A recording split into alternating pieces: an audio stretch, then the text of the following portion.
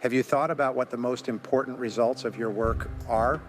The things you have to do well in order to be successful in your field? Do you know what other skills you need to get to the top of your field and have a plan for how you're going to get them? Have you ever thought about committing to perceptual learning and then using what you achieve as quickly as possible?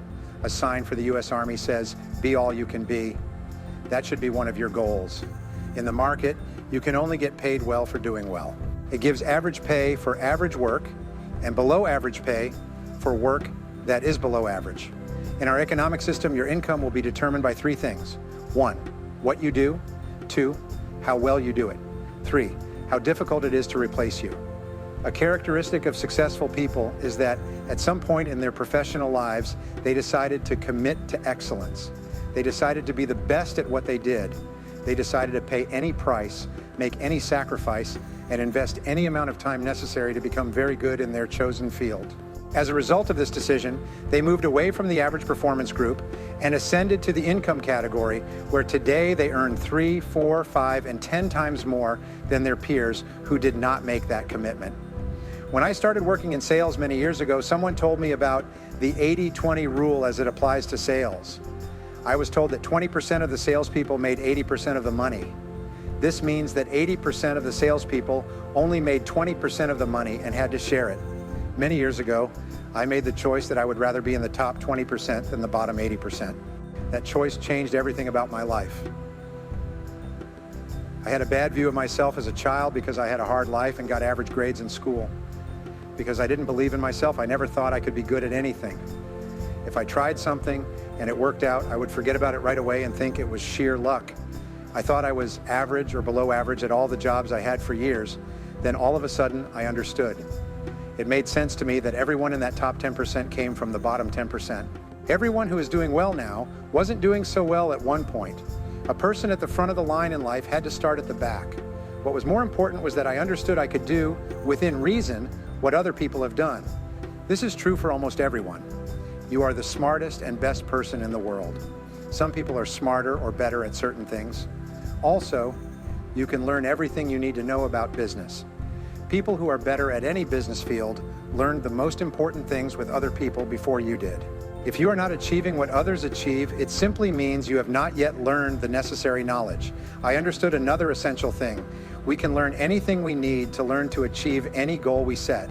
There are no real limits to what we can achieve, except those we place on our own minds and imaginations. If you decide to become excellent and be part of that top 10% in your field, there is nothing in the world that can stop you except yourself. Will it be easy? Of course not. I don't use the word easy. Everything worth having takes a lot of time and effort, but it is possible if you want it strongly enough and are willing to work for it long enough.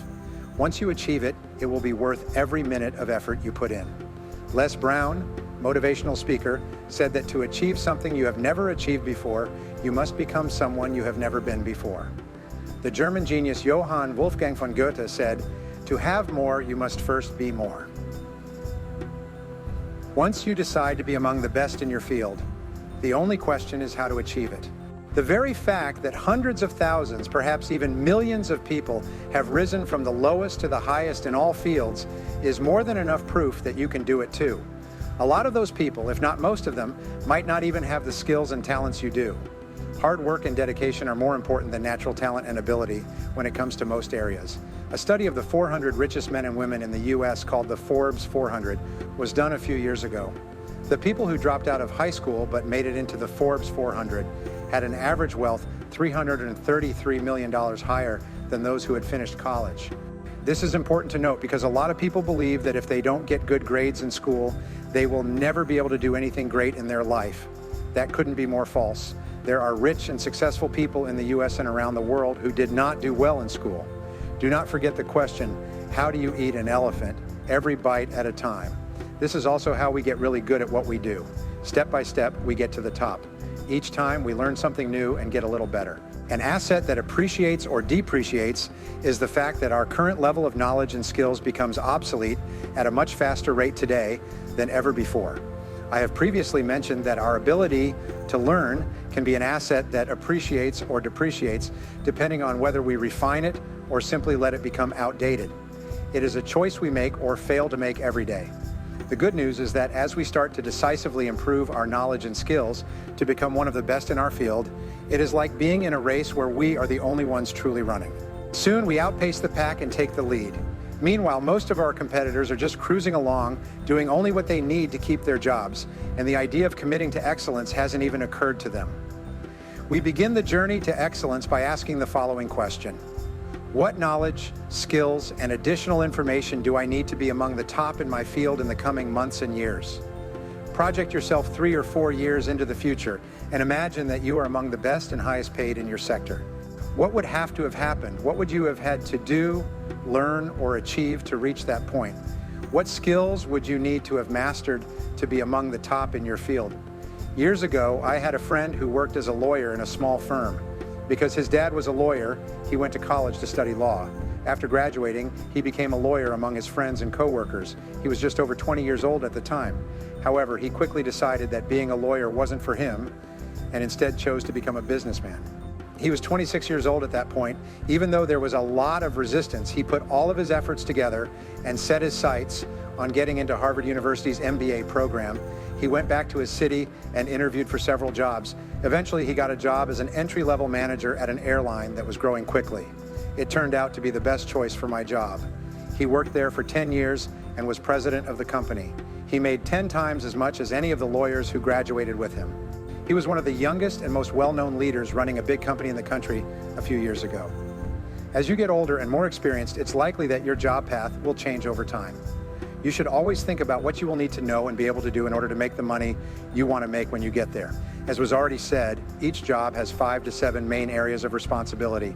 When it comes to sales, these 7 areas are: 1, prospecting; 2, establishing communication; 3, identifying needs; 4, presenting solutions; 5, handling objections; 6, closing the sale; 7, getting satisfied customers to reorder and refer others. If you work in sales, you should rate yourself on a scale from 1 to 10, with 1 being the lowest and 10 being the highest in each of the mentioned areas. You will need to achieve a minimum of 7 in all categories to be among the top 20% in your field. Once you have rated yourself in the 7 areas, take the list to your boss, or even better, to one of your clients, and ask them to rate you as well. Their feedback could be very revealing. Very often, our own evaluation is quite different and higher than what others give us. Whatever your final ratings, you should select your weakest area and work on it until it becomes equal to or better than the others. Your weakest area sets the level of your income and determines how quickly and how far you will advance in your profession. You should ask yourself this question every day for the rest of your working life. What skill, if you learned and practiced it perfectly, would help your job the most? You should focus on improving this ability for both personal and professional growth. Ask your boss for help if you're not sure of the answer. Talk to your coworkers, talk to your team, talk to your partner and friends. It is very important that you find the answer to this question and then put all of your efforts into getting better at that one thing. This is your first clear goal to get better at work and in life. Note it down. Set a due date, make a plan, follow it, and then do something every day to get better at that skill. Once you're good at that one area, ask yourself again, what skill would help me the most right now? No matter what the answer is, you should work on that skill until you can do it perfectly. When it comes to their key results, the best paid people in every field get an 8, 9, or 10. This is another goal you should have. Once you have determined the key result area where you most want and need to improve, make it your goal. Make a plan, set a benchmark, and set a deadline.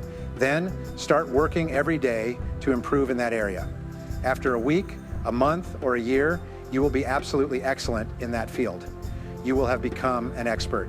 We are born with certain aptitudes, skills, tendencies, strengths, weaknesses, and talents.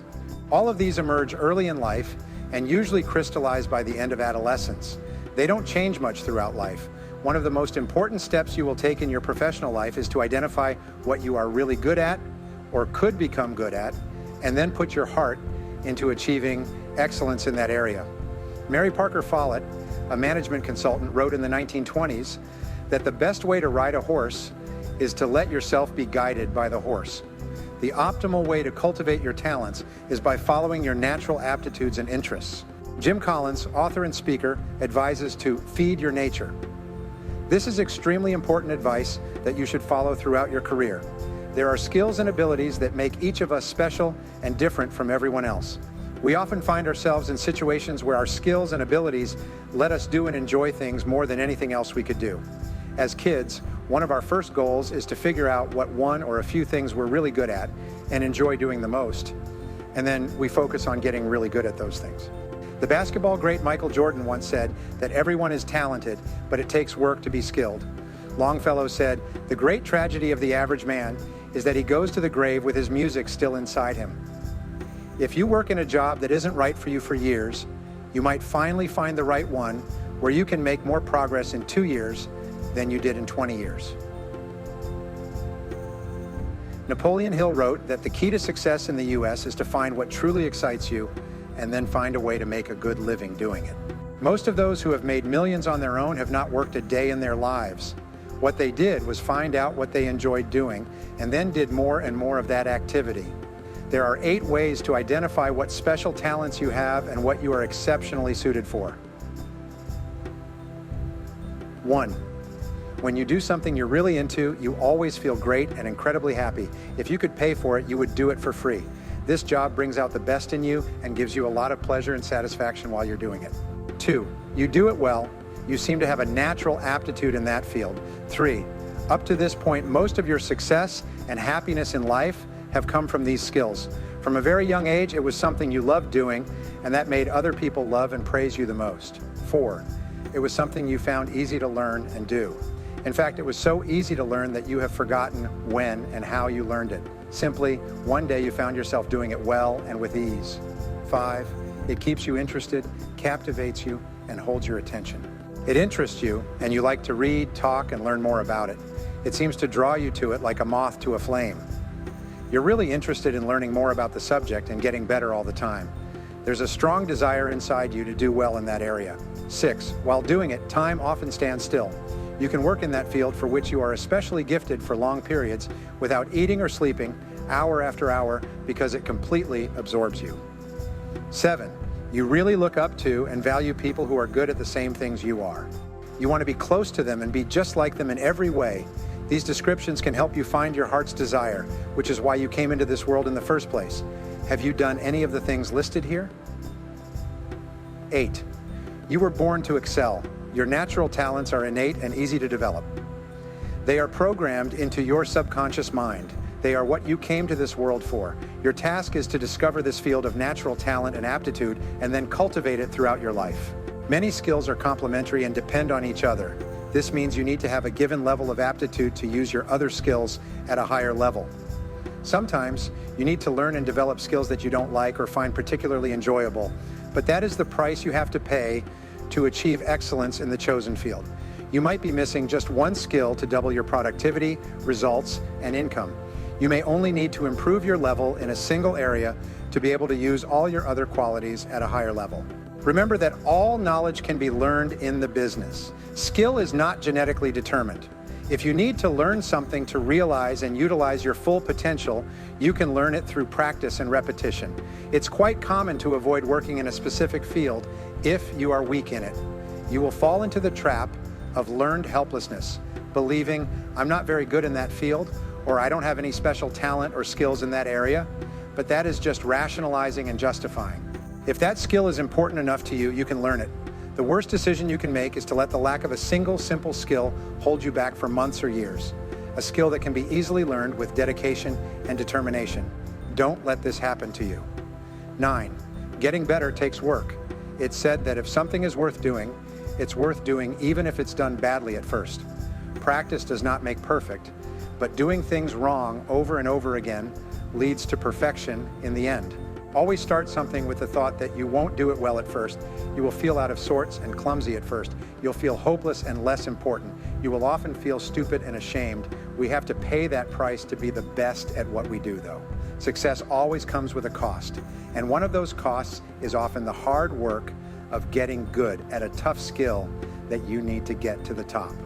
Apply the magic wand technique.